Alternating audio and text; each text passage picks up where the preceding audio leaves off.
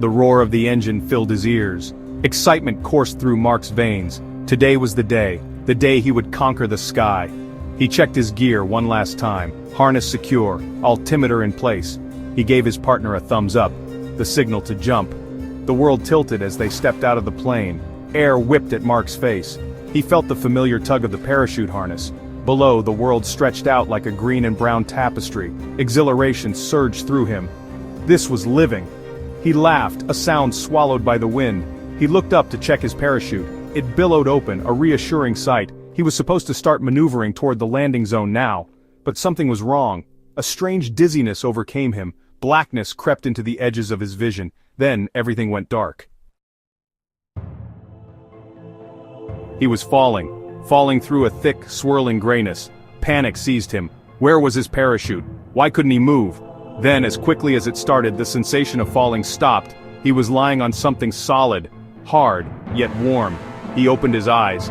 Bright sunlight stabbed at his pupils. He blinked, trying to clear his vision. He saw a landscape like nothing he had ever seen before. Lush, green ferns carpeted the ground. Towering trees, unlike any he knew, reached for the sky, and flying between those trees, dinosaurs. He sat up, heart pounding. This had to be a dream, a hallucination. He had to be dreaming. But the scene before him was too real, too vivid. A herd of lumbering behemoths grazed in the distance. Smaller, lizard-like creatures scurried through the undergrowth. The air hummed with the strange calls of unseen animals. He looked around desperately for something familiar, something that made sense. But there was nothing. He was alone in a world that time had forgotten.